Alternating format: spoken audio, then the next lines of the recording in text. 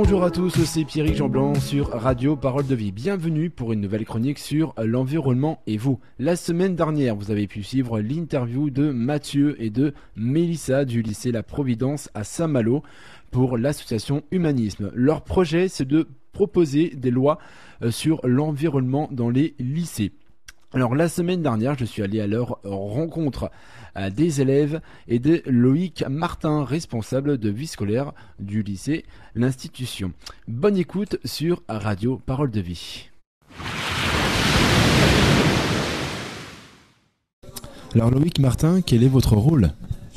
Alors moi je suis responsable de vie scolaire au lycée L'Institution à Saint-Malo et depuis cette année en gros on essaye de sensibiliser les élèves au développement durable et de mettre en place des projets sur ce thème-là avec les élèves qui viennent de rentrer en seconde. Comment est venue cette idée ?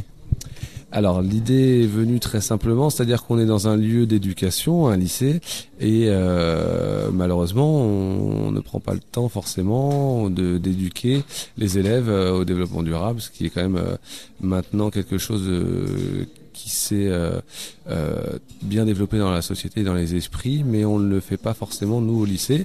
Et donc voilà, on est un peu en retard, je trouve, à ce niveau-là dans l'établissement et même dans d'autres établissements. Donc on pourrait se mettre en place sur des projets et pourquoi pas servir d'établissement test et puis d'après de proposer nos projets qui marcheront, je pense, dans d'autres établissements. Et le but, évidemment, c'est que d'autres établissements prennent le même exemple que vous. Exactement, on aimerait bien sensibiliser les autres élèves et que ce soit de la primaire jusqu'au lycée. Il y a quand même quelques établissements sur Saint-Malo et même le pays de Saint-Malo. Et puis après, pourquoi pas même, soyons ambitieux plus loin. Mais voilà, nous on veut commencer sur le local, sur notre établissement, l'Institution et La Providence et mettre des choses simples en place pour voir si ça marche déjà. Et puis après se diversifier et progresser encore sur d'autres projets sur le développement durable. Est-ce que vous êtes impressionné par l'enthousiasme des élèves ? Oui, je suis très agréablement surpris cette année. J'avais essayé de mettre en place, j'étais à La Providence il y a 2 ans encore, des projets de ce type-là qui n'avaient pas forcément marché. Mon avis étant que c'est parce que c'est des adultes qui proposaient aux élèves de le faire. Cette année, j'ai un peu plus de 30 élèves de seconde de l'institution qui sont hyper dynamiques, plein de bonne volonté et d'idées et qui ont créé un espèce de collectif. On va créer une association, un BDH, un bureau des humanismes sur l'établissement et voilà, ils ont plein d'idées. Ils prennent sur leur temps libre toutes les semaines pour se rencontrer, proposer des choses. Ils sont même en train de réfléchir sur des textes de loi à présenter à l'Assemblée nationale. Donc voilà, ils sont ambitieux. Il faut juste les cadrer et les canaliser entre guillemets pour pas qu'ils partent dans trop de directions en même temps. Mais voilà, c'est super parce que voilà, des projets, moi c'est ce que j'aime mettre en place dans l'établissement et surtout quand ça vient des élèves, c'est top quoi. Est-ce que vous pensez que c'est dommage que ça vienne des élèves et pas par exemple les responsables de l'environnement vers le gouvernement, pour pas parler trop de politique? Oui, alors sans parler politique, effectivement. Alors c'est dommage, oui et non. C'est-à-dire que c'est génial que les jeunes se sentent investis d'une mission aussi, sont vraiment soucieux de leur planète et de l'évolution un petit peu que ça prend. Ils sont très sensibles aussi aux médias parce qu'ils écoutent beaucoup. Voilà. Après, ce serait vraiment pas mal que nos politiques se rendent compte que c'est vraiment un des leviers importants pour faire changer les choses. C'est-à-dire que si nos jeunes sont sensibilisés, on sait très bien que c'est nos enfants qui nous font la morale à la maison pour les choses qu'on ne fait pas bien.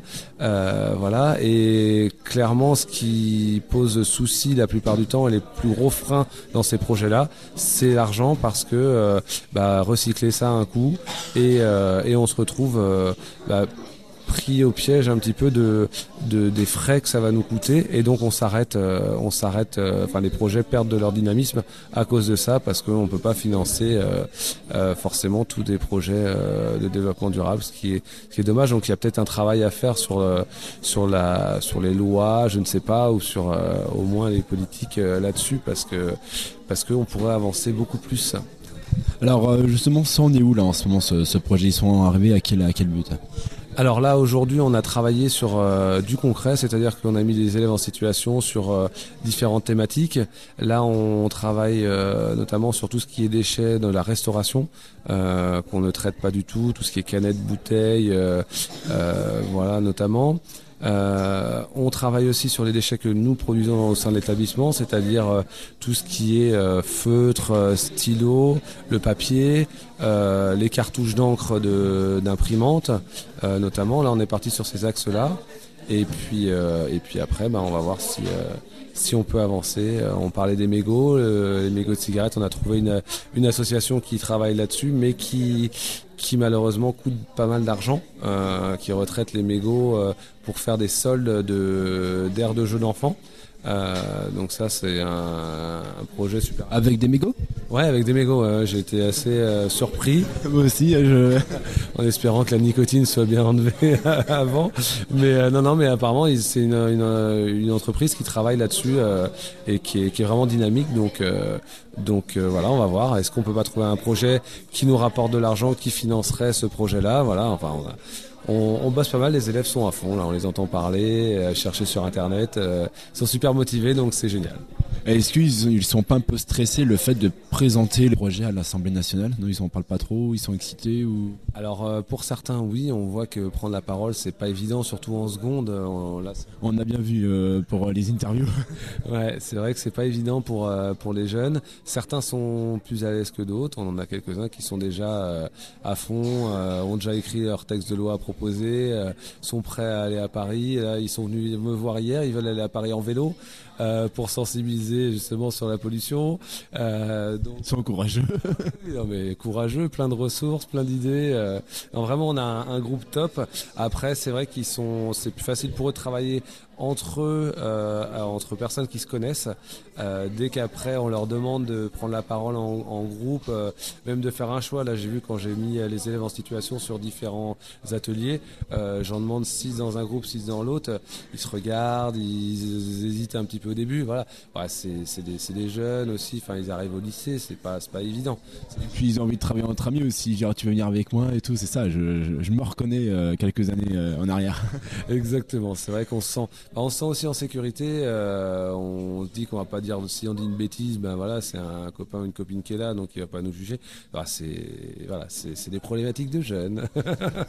Alors imaginons que leur projet est reconnu. C'est quoi la suite? Alors sur les projets, dès qu'on va, là on a déjà ciblé ces 3 principaux. La suite, c'est qu'on a commencé quelque chose, on a lancé un mouvement. Et maintenant, les jeunes, moi j'ai pris les noms de certains qui voulaient continuer à travailler là-dessus, et on va mettre en place ces projets concrètement dans l'établissement. La suite, ce qui est important surtout, ça va être la communication. C'est ça le plus important, parce que c'est ça qui fait que ça marche ou pas. On avait essayé à la Providence il y a 3 ans, on n'a pas très bien communiqué. Voilà, les déchets étaient pas triés comme il fallait, ça donnait plus de travail aux femmes de ménage. Donc voilà, à un moment, on arrête. Donc c'est ça qu'il faut pas qu'on reproduise. Il faut qu'on communique bien, qu'on mette bien en place les choses et qu'on ait des élèves vraiment différenciés sur des projets concrets. Très bien. Et juste pour finir, est-ce que vous pouvez nous redonner le site internet et les contacts pour ceux qui veulent s'investir? Pourquoi pas? Alors pour l'instant non, c'est-à-dire que c'est en création, on n'a pas encore finalisé ça, on est en train de voir avec le responsable informatique du lycée, mais très prochainement on pourra refaire un point sur la mise en place par exemple des projets et le site du bureau des humanismes justement là, parce que ça nous fera plaisir de refaire parler de nous. Avec plaisir. Bon, merci beaucoup en tout cas. Merci à vous, au revoir. Au revoir. Alors maintenant, je suis avec Paul. Paul, dis-moi, qu'est-ce qui t'a motivé dans ce projet? Moi, je trouve cela bien qu'un établissement scolaire s'implique dans le développement durable. Et surtout, ça me rend fier que c'est un établissement local hein, et régional de Saint-Malo, donc, qui est SEM, la pro. D'accord, donc tu es fier de ton établissement alors? Bah, bien sûr que oui. Hein, ça fait toujours plaisir d'avoir un petit bout local chez nous. Enfin, D'accord, donc sur quoi tu travailles en ce moment-là? bah là, on est en train de réfléchir à un projet qui était de recycler les canettes avec une poubelle assez originale. Donc, là, c'est la poubelle qui permet de recycler des canettes en faisant des canettes. Enfin, c'est un peu compliqué, mais... On va y arriver. D'accord, merci Paul. Donc là, je suis donc avec Lohan pour l'association Humanisme. Dis-moi Lohan, qu'est-ce que tu en penses de ce projet? C'est un projet qui est très intéressant parce que ça permet de sensibiliser les jeunes et voilà, j'avais vraiment envie d'y participer et je suis très contente. Qu'est-ce qui t'a motivé? C'est le fait d'être voilà, de pouvoir aller voyager, de pouvoir aller sur le terrain, parce que c'est ça l'objectif avant tout, et voilà, de pouvoir aider, financer des projets et aider d'autres jeunes d'autres pays. D'accord, alors là, sur quoi tu travailles en ce moment-là? En ce moment, on est en train de rechercher des associations qui pourraient collecter du papier. Et on en a trouvé une justement qui revend ce papier à des entreprises spécialisées dans le recyclage et qui justement collecte l'argent collecté servira à des projets humanitaires. Très bien, bon courage. Merci beaucoup. Donc là, je suis avec Lucas, Charlotte et Fanny. On va commencer par Fanny. C'est quoi ton rôle dans cet assaut? Alors on participe aux réunions et on décide les lois tous ensemble. Et voilà. D'accord. Charlotte, qu'est-ce qui t'a motivé? Le fait de sensibiliser les jeunes parce que c'est une cause qui me tient à cœur et que je trouve qu'on ne fait pas assez de choses pour ça. Tu trouves que il y a pas le gouvernement ou les gens ne font pas de bonnes choses? Oui, on dit beaucoup de trucs mais on ne fait pas beaucoup d'actions et que maintenant c'est vraiment très important et que la Terre, sinon la Terre elle commence à disparaître, on va dire, avec le réchauffement climatique et des trucs comme ça.